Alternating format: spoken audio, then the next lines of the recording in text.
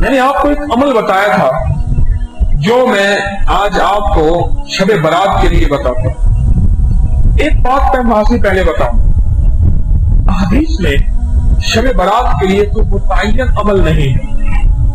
محدثین نے، اللہ والوں نے، بزرگان دین، اولیاء صالحین نے، ہمارے اکابر نے کچھ اپنے مشاہدات اور تجربات بیان کیے۔ مخلوق کو فائدہ ہوتا ہے، عبادات سے مخلوق کو نفع ہوتا ہے، اللہ کا قرب پاتے ہیں، اور سیزن ہوتا ہے اللہ کے بندے اللہ کے قریب ہو جاتے ہیں۔ اچھا ایک بات یاد رکھیے گا، کچھ باتیں ایسی ہوتی ہیں جن کا تعلق انفرادی اوقات سے ہوتا ہے، کچھ کا تعلق اجتماعی ہوتا ہے۔ مثلا اب آپ عید کی نماز گھر پڑھیں، ہو جائے گی؟ جمعے کی نماز گھر پڑھیں، ہو جائے گی؟ حالانکہ وہی نماز ہے، عید کی وہ 6 تکبیریں زائد آپ گھر پڑھ لیں، نہیں ہوگی۔ دو پیکج ہیں، یا صلاۃ التسبیح کا پیکج ہے، پھر یا وہ میں ایام 20 کے روزوں کا عمل بتاتا ہوں جس میں 13، 14 اور 15 یہ روزے رکھنے، نفلی روزے، اور راتوں کو اٹھ کے ننگے سر اور ننگے آسمان کے نیچے سورۃ فاتحہ پڑھنا۔ اگر ننگا سر نہ ہو عورت نہیں کر سکتی چونکہ، اور یا ننگا آسمان نہ ہو، گھر ایسے ہیں تو مجبوراً کوئی حرج نہیں، اپنے کمرے میں ٹہلتے ہوئے بیٹھ بھی جائے، بھوک لگے تو کچھ کھا بھی سکتا ہے، وضو ٹوٹ جائے تو پھر تازہ وضو بھی کر سکتا ہے، اور نفل میں پڑھے تو بہت زیادہ پڑھے، مثلا 2 نفل ایسے پڑھے جس میں سورۃ فاتحہ 1000 پڑھ لے، 100 پڑھ لے، بعد میں کوئی ایک سورت ملا لے، یا یہ بھی پڑھ سکتا ہے، اور بغیر نفل کے بھی پڑھ سکتا ہے۔ یہ سورۃ فاتحہ کو اگر کسی کو سمجھ آ جائے نا، سورۃ فاتحہ اگر کسی کو سورۃ فاتحہ سمجھ آ جائے تو سمجھ لیں اس کو سارا دین سمجھ آ گیا، سارا قرآن سمجھ آ گیا، ساری نبوت کے راز اس کو اللہ پاک نے عطا کر دیے۔ جو نبوت کے راز اللہ نے کائنات کے بکھرے ہوئے یہ راز ہیں، اللہ نے اس کو عطا کر دیا۔ اگر کسی کو سورۃ فاتحہ سمجھ آ جائے، نبوت نہیں مل سکتی، بس ختم نبوت، سلسلہ ختم۔ اللہ پاک اس کو وہ نعمتیں، وہ راز کائنات کے اس کو کھول دیتے ہیں جس کے سامنے سورۃ فاتحہ کھل جائے۔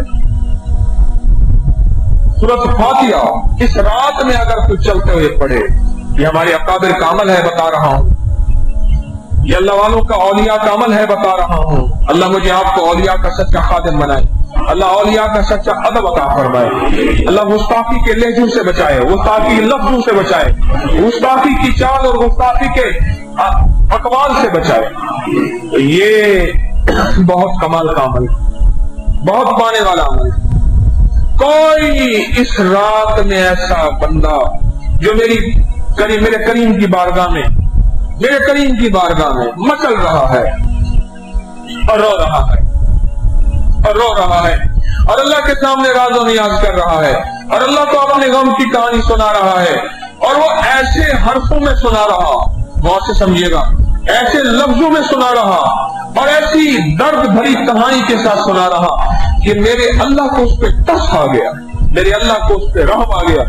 یہ بندہ جو سورۃ فاتحہ پڑھنے والا ہے، غور سے سنیے گا، یہ بندہ جو سورۃ فاتحہ اس رات میں پڑھنے والا ہے، یہ بندہ وہ ہے کیا سوچ نہیں سکتے کہ اس بندے کا اللہ کے ساتھ رابطہ کیا ہے، تعلق کیا ہے، معاملہ کیا ہے، اس بندے کی اللہ کی ذات کے ساتھ لگی کیا ہے، لگی کیا ہے۔ بڑی بڑی باتیں کرنے والے، بڑے بڑے سجدے دینے والے جب سورۃ فاتحہ شروع کرتے ہیں نا اپنی نماز کی رکعت کے اندر، سوچیں یہ اتنی اہم تو ہے کہ اپنی نفل نماز ہے تو فاتحہ، سنت ہے تو فاتحہ، غیر موقدہ سنت ہے تو فاتحہ، واجب ہے تو فاتحہ، اور آخری نماز فرض ہے تو فاتحہ کے بغیر کوئی نماز نہیں ہے۔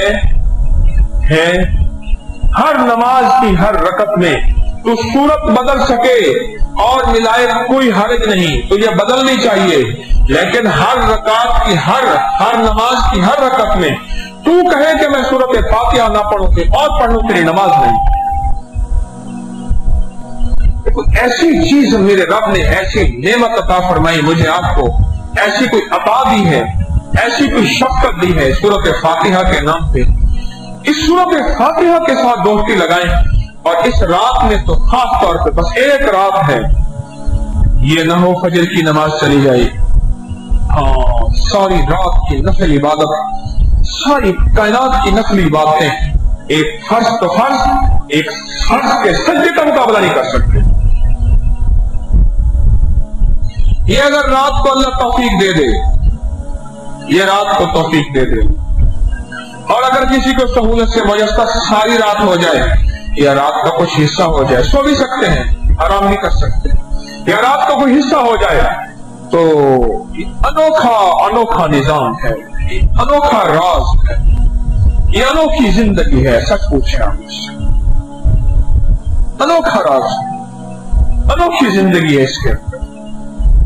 آپ سوچ نہیں سکتے کہ اس لفظ کے اندر سورۃ فاتحہ اور پھر سورۃ فاتحہ نفل میں پڑھنا، یا رات کی تنہائیوں میں اللہ کے ساتھ باتیں کرتے ہوئے، اور ایک سورۃ فاتحہ کا انداز اور بتاتا ہوں کہ اگر آپ اس رات میں اللہ پاک مجھے آپ کو توفیق دے دے تو ایک انداز اور بتاتا ہوں۔ وہ کیا انداز ہے؟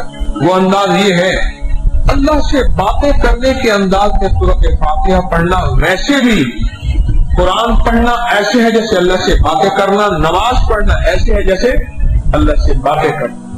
اللہ سے باتیں کرنے کے انداز میں اگر تھوڑا سی اس کے ترجمے پہ غور کر لینا تو پھر اس کو اللہ سے باتیں کرنے میں آپ حیرت انگیز پائیں گے۔ اب میں دیکھیں، الحمدللہ رب العالمین، ساری کائنات کی مولا، حمد تیری، تعریف تیری، تو مالک ہے اس دنیا کا بھی آخرت کے بھی، اللہ کی تعریف کرتی، اللہ کی تعریف کر رہے ہیں۔ جیسے بھکاری آتا ہے نا، پہلے تعریفیں کرتا ہے، تعریفیں کرتا ہے، تعریفیں کرتا ہے، تعریفیں کرنے کے بعد کہتا ہے ایاک نعبد و ایاک نستعین، بس نستعین، یہ جو نستعین ہے نا، یہی ہمارا مطلوب ہے، یہی ہمارا مقصود ہے، یہی ہماری اصل ہے کہ مولا بس آپ مدد دے، نستعین۔ اگر اس کو اللہ سے باتیں کرنے کے مانگنے کا، تو عافیت والی نعمت مانگنی ہے، بخشش والی نعمت مانگنی ہے، روزی والی نعمت، اور یہ جو سورۃ فاتحہ کا میں نے عمل بتایا نا، اس میں یہ تینوں چیزیں ملتی نہیں ہیں، بھر بھر کے ملتی نہیں ہے، بھر بھر کے ملتی ہے، اور میرا مولا دیتا ہے۔ اور تو اگر ساری امت کی نیت کر لے، مولا آج میں نے اکیلا نہیں لینا، میں نے ساری امت کے لیے لینا ہے، اور اللہ کے سامنے اڑ جا اور اپنی اللہ کو میں مشقت دکھا، محنت دکھا، اور سورۃ فاتحہ کو گڑ گڑا کے، بھکاری بن کے، مانگ کے پڑھ، جس کو ملنا ہے اس کو مل کے رہے گا، تجھے نہیں بھی ملنا تو تجھے ضرور مل کے رہے گا۔ پھر سنیں، اگر وہ ساری امت کی نیت کر لے، اماں ابا کی نیت کر لے، جس کو ملنا ہے اس کو مل کے رہے گا، نہیں ملنا تو نہیں ملے گا۔ بعض ایسے ہیں جن کو عقلی طور پہ رب نے نہیں دینا، ان کا تعلق ایمان اسلام سے نہیں ہے، ان کے لیے ہمیشہ کی جہنم ہے۔ جن کو ملنا ہے ان کو مل کے رہے گا، جن کو نہیں ملنا تو نہیں ملے گا، پر تجھے ضرور مل کے رہے گا۔ کیوں؟ ایک دلیل عرض کرتا ہوں، ایک حدیث مبارکہ میرے مدینے والے کی، کملی والے کی، فرمایا جب بندہ کسی دوسرے مسلمان کے لیے صرف آمین کہتے ہیں، آمین کیا کہتا ہے؟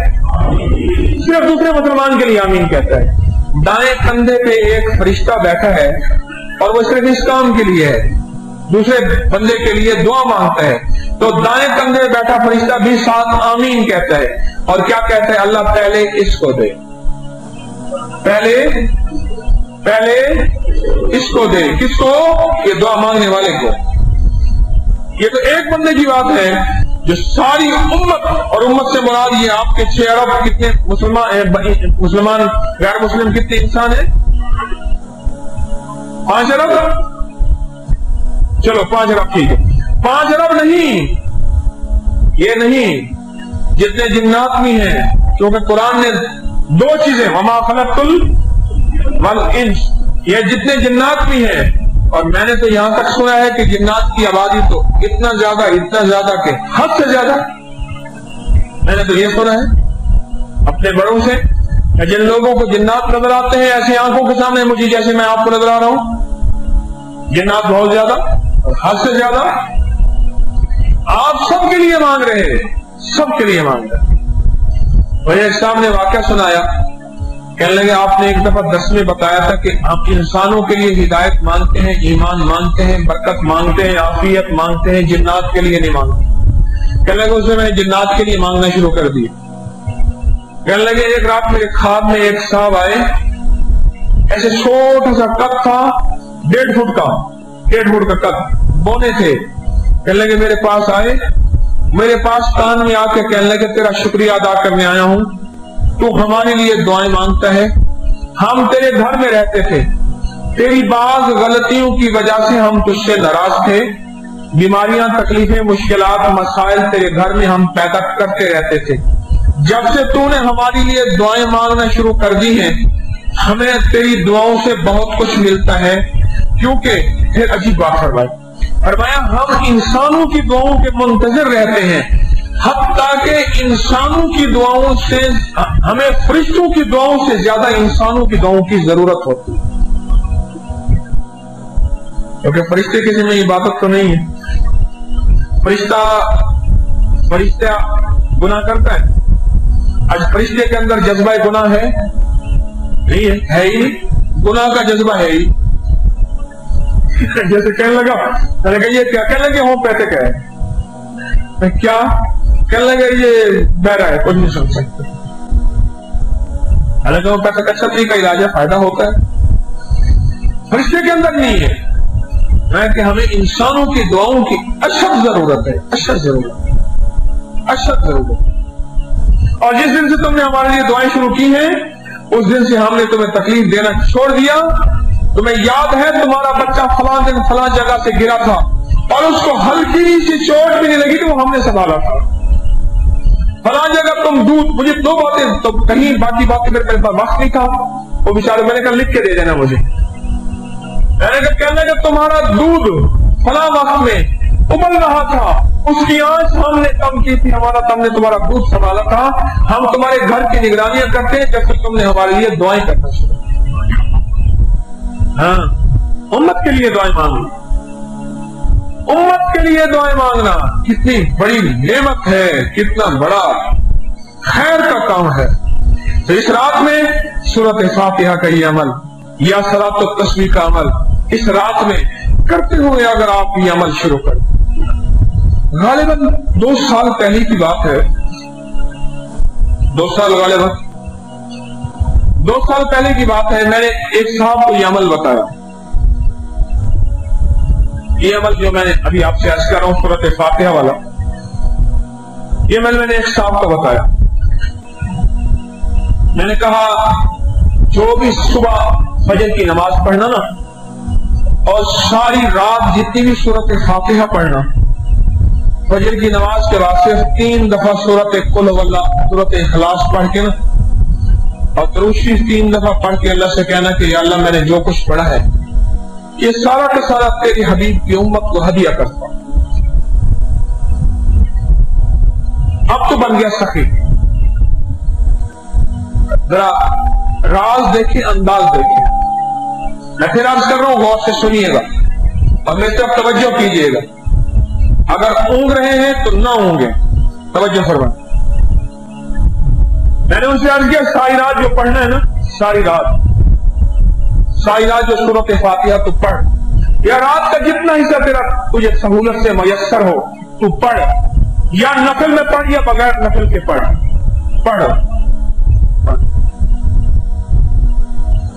सुबह फजर की नमाज पढ़ने के बाद 3 बार क्या पढ़, 3 दफा क्या पढ़ तू, सूरत इखलास पढ़, और फिर दरूद पाक पढ़। और दरूद पाक पढ़ने के बाद ये जो कुछ है या अल्लाह मैंने सारी उम्मत को हदिया किया।